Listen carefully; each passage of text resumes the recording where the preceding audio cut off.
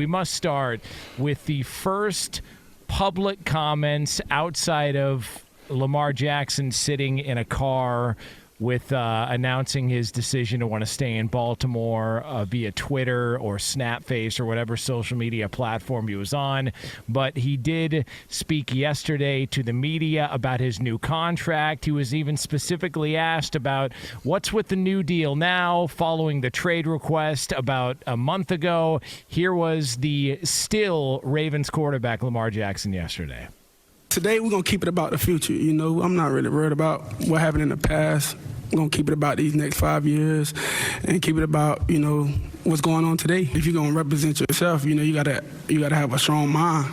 I wouldn't say you get out there and put your feelings in it because it's not about feelings. You know, you can't take things with oh, yeah, I don't like what you said. I don't agree with this. You know, it's like what they feel is how you feel. You know, it's a grown man thing at the end of the day. So you got to be a grown man if you're going to handle business. I didn't really, do this to prove anyone wrong or really care about what anyone had to say. You know, it's anything I had to prove myself right, you know, like I know what I'm doing. And I felt I did the right thing. I absolutely wanted to get it done because I was just tired of going back and forth about it. You know, we've been doing it for years, you know, but it's like, you know, the time had come and, you know, the numbers were right and we was all satisfied.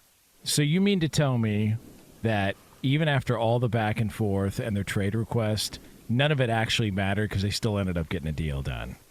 Is that what we're getting at here? So all of that stuff was just fluff and conversation for media members and everybody to take a bite out of. But ultimately, it was really just tactics. And a month later, forget about the trade. Not here to talk about it. We're just here to get a deal done, and I'm happy to be a Baltimore Raven. All right, so apparently that's how negotiating goes. All right, I had no idea that's how this was always going to end. Well, first off, I mean, there's not necessarily a reason for it not for everything that had come out to be calculated by Lamar. I mean, that is the glory of today's media and the ability to manipulate it. I mean, think about just in football terms and how this negotiation went. You heard a trade request. You heard all sorts of different things that were thrown out there. Now, the only thing we ever heard from Lamar himself was really a tweet saying, hey, I had a 3-year fully guaranteed $133 million deal that I turned down. Yeah. That's really the only thing I can recall that he'd said of substance that came from him outside of maybe some other responses to some things. He said on Twitter that he asked for a trade, what was it, in March or something like that. Yeah. And all those things, though, to that point, are just ways of manipulating the masses to be able to, media, to be able to kind of create this, oh, well, maybe he doesn't want to be there. Maybe, I mean, again, when you don't have that filter of an agent, there's good and bad to that. If you want to send a message, it leaves the team way more in the dark when there's not someone who's out there that the team can contact right away and say, hey, man, why is your guy saying this?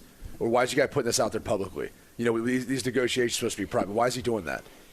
Because it puts more pressure on the team, right? I mean, during the period of the offseason, like, he can kind of be away and do whatever he wants. The team's the one that's going to have to talk about, you know, stuff at the combine. They're going to have to talk about stuff, you know, throughout the draft, you know, meetings and everything else once the draft occurs and free agency.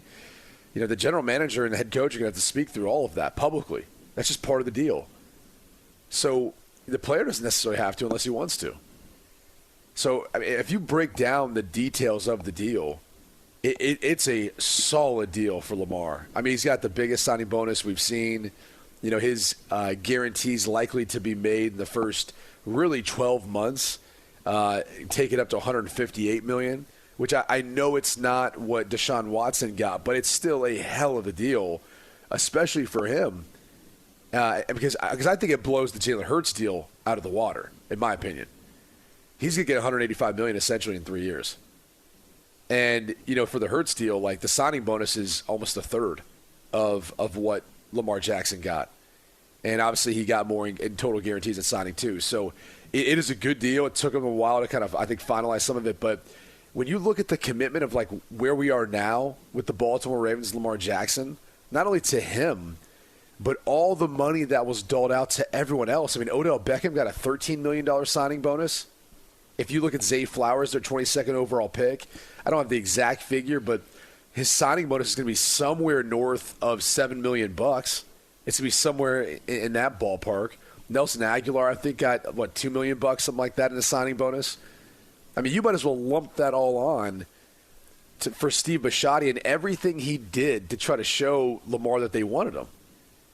So in the end, obviously they're all aligned, they're all in agreement, they're moving forward, and it kind of reminds you of like a family fight sometimes. You love each other. Sometimes you may say some, mean things, hateful things. There may be some knockdown, drag-out fights, but at the end of the day, you make it work and you move forward together, and that's how the Baltimore Ravens are moving forward. Yeah, I don't think you have to look at it as, he was disingenuous with what he said in his press conference. I mean, in terms of my interpretation of it, I think he said exactly what he thought it was, and it was a negotiation. And rules of engagement have been established through the years, but that doesn't necessarily mean that that's how it has to be done. And things generally are ultimately destined to evolve, morph, and change. And maybe that, the point of this scenario is it's a very high-profile player, is a very high-profile contract negotiation, and there was no way it wasn't going to play out in the media.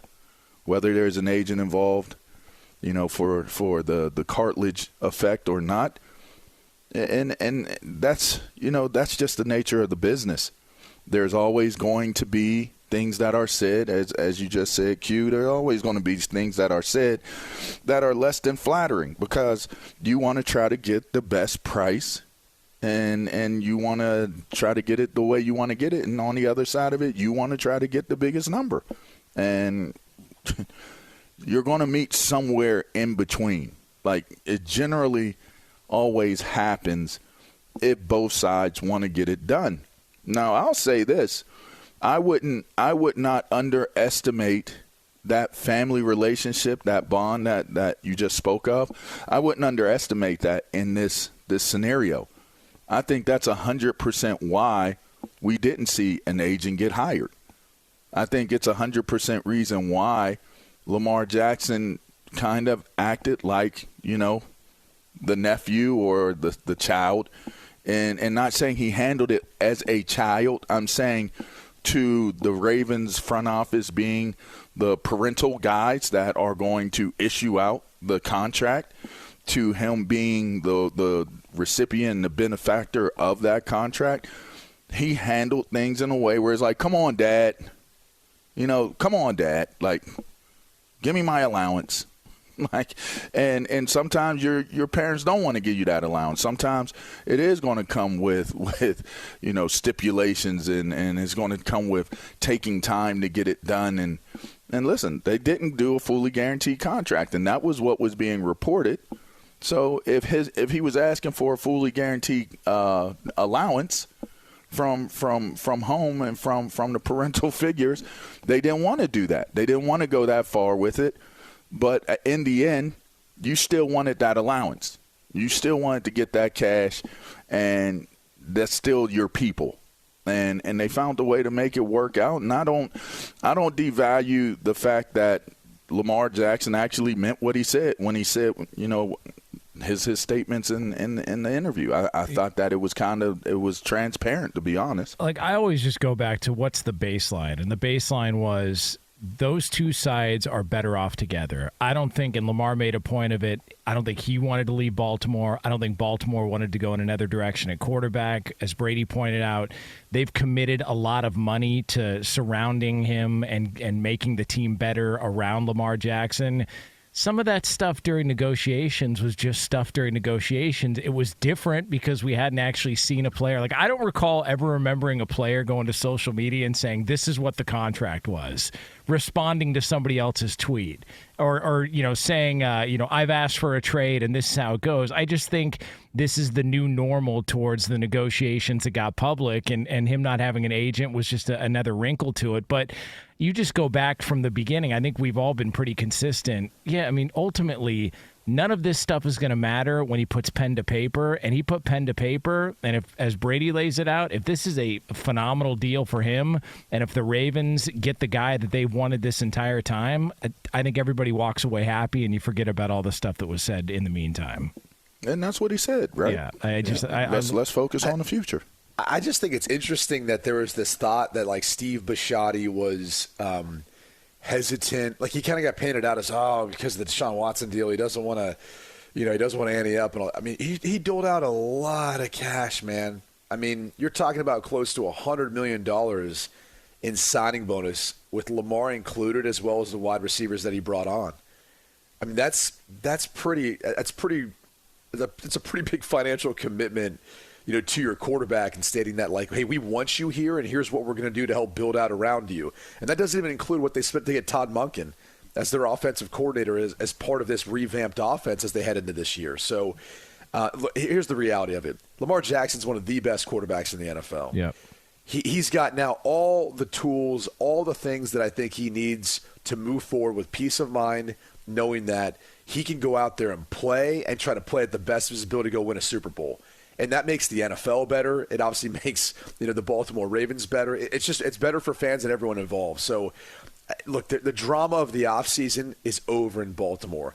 They can just move forward